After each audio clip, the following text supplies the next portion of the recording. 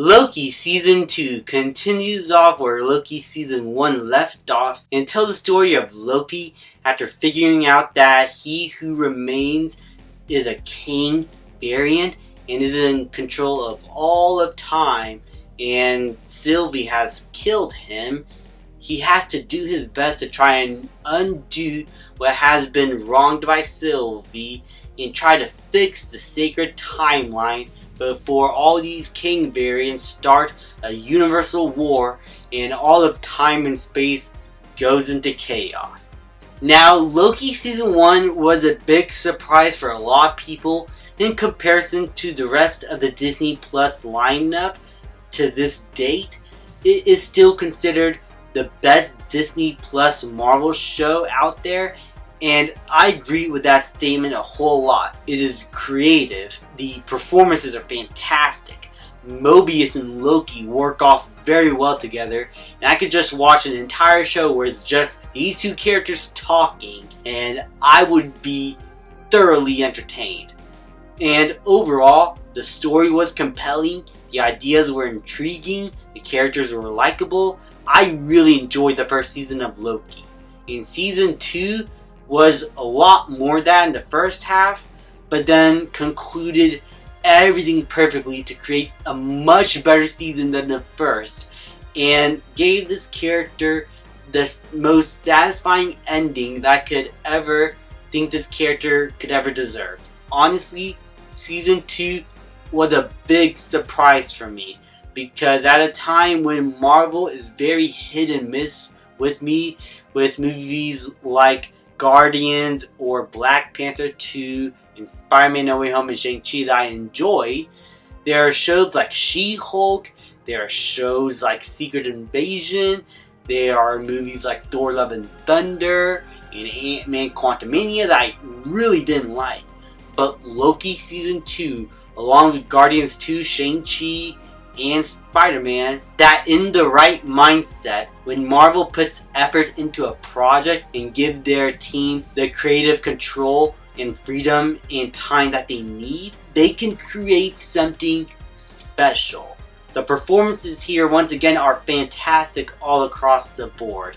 Tom Hiddleston as Loki after all these years, and is still very compelling as this god of mischief. Mobius, played by Owen Wilson, is a great companion to Loki, and these two characters still work extremely well off together. And how they conclude his character arc and what they do with him to try and be the one trying to level everyone out, trying to make sure that the entire situation feel like it has some sort of light at the end of the tunnel, trying to find the bright spot at the end of the line. I just found it to be a very compelling character trait that makes him so likable and is one of my favorite side characters in any Marvel project, actually. Sylvie is more in the background this time around. She's not a prevalent character, though her character still has a lot to do for the story and is very integral to what the story needs to do in order to have certain things happen. But she's definitely brought to the sidelines, and I think that helped this show feel more like a Loki show rather than a Loki and Sylvie show, where the first season does at times feel like it is conflicted on which character it wants to have as its protagonist. This season had a clear idea of who the protagonist is going to be, and it sticks to that idea. And that's what I love about this season. All the ideas it has, it sticks to it to the bitter end, and it just made for a more satisfying watch. The visual effects are also extremely good. It's good to see a Marvel project actually had effort put into it with its cinematography and creative camera shots and angles and the way the camera pans and moves around the characters, and how it also visualizes time and how this whole thing works. It is just so good to look at, and there's a lot of interesting visuals here that make this show feel so unique to itself and to the entire universe. Ki Hui Kwan is another side character that I really enjoy here. His performance is really good as this tactician mechanic who knows so much about inventions and has a passion for it. A lot of the antagonists here are really compelling and fun to watch this time around. And what they do with that clock, that cartoon clock played by Raven from Teen Titans, is really sadistically funny in a way that makes her really creepy but also engaging to watch. And the new King variant and how they introduced him to the story and what role he plays, I found to be very compelling.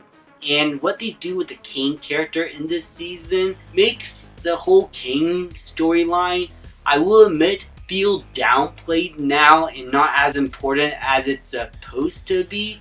But if you're going to move away from King, then what they do with the character here, I feel like, is a satisfying conclusion to the King story arc. And having a good King actually be the one to help save the multiverse is actually a pretty compelling King character arc. That's kind of unofficial because this is a different variant, so it's a different character. But still, you know what I'm trying to say. I think what they do with the King storyline here could have been improved a little bit if they stuck to King throughout the entire multiverse saga. But I will say that this is how they're going to end the character. I think this is a pretty good way to end the character. But by far, the biggest compliment I could give this show is how it concluded Loki's character arc. From the very first Thor film, Loki, all he ever wanted was a throne and to be noticed. And throughout all the Marvel movies in the Infinity Saga, he's been trying to get that, but slowly learns that he doesn't really deserve it. And by Thor Ragnarok, he decides, screw the throne, I'm gonna help out my brother to the bitter end, as I now start to actually care for him, and I'm willing to die by his side, which he did. And I think that is a good character end, but I think what this show does by bringing in the 2012 Loki from the Avengers and having him live through his entire life in the first season, I think gives this character of Loki a new compelling arc to go through as he starts to make new friends and actually learn what it means to actually care for another person, which is why Sylvie is so important. She's not just a Loki variant. She's someone that helps Loki learn to actually care for another person. And that's emphasized here a whole lot more in Season 2, despite Sylvie not having much to do in terms of progressing Loki's character arc. She does a really compelling job at bringing our character Loki actually full circle, as she is the most important person in Loki's life right now and someone that he cares for the most. There's also a conversation between Owen Wilson and Loki that mimics and takes place in the first episode of Loki. And it brings the entire show full circle, as this is where he's questioned about many of his life choices. And now he's able to go back to that conversation and actually give all the clear answers that he needs to give, because he now understands what Mobius was trying to tell him at this moment. The only question that he asked is something that he needs to know about the plot and how things need to turn out. And there's this very compelling story that Mobius gives to Loki that helps Loki realize the decision that he needs to make in order to make everything right. And I'm trying to be as spoiler free as possible here with the ending, but you know what? If you haven't seen the show, then just watch it and then come back to this part of the review, because I need to spoil this part. After this conversation with Mobius and Loki, Loki ultimately takes this decision to try and fix the time loom himself and actually put his own life on the line for all of time in the entire multiverse, and was able to fix everything. There's a line of dialogue that is the exact same that was actually ad-libbed by Tom Hiddleston, where it calls back to the first Thor film and his last line in that movie, if you don't count the post-credits scene. For you, for all of us.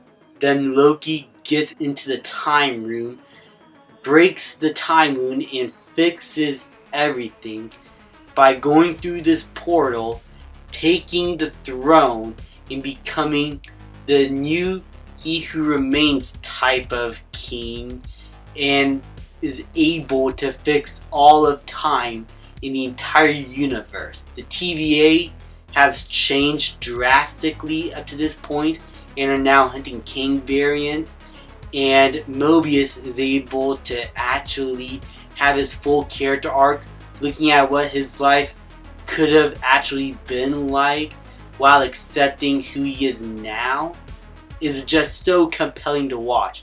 See Sylvie actually be happy and content with the life she has is another satisfying character arc for her to go end off on.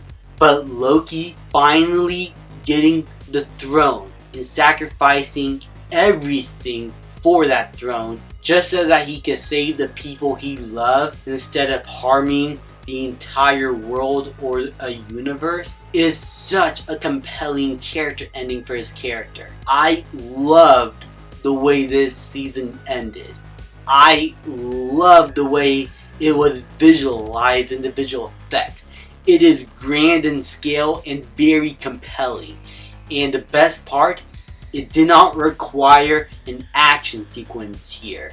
Barely this show had any big action moments. I would not even call it an action show. It is just an intriguing sci-fi mystery about the God of Mischief and what it takes for him to learn how to value others, and he is able to learn that and have a satisfying character arc. I love season 2 of Loki. This is what Marvel should be. Good character arcs, great endings, compelling writing that actually progresses the plot along instead of trying to build an entire universe from one movie. Is just a compelling character study about Loki, and I loved it. I'm going to give Loki season 2 an A. I will say that the first few episodes do take its time a little bit too much, as it does drag on at times, but other than that, Loki season 2 was everything I wanted it to be and more, and I highly recommend you guys go check this show out in its entirety. It is the best thing, or at least one of the best things that Marvel has done post Endgame. Thank you guys so much for watching. Please leave a like, subscribe, comment, and I'll see you guys next time.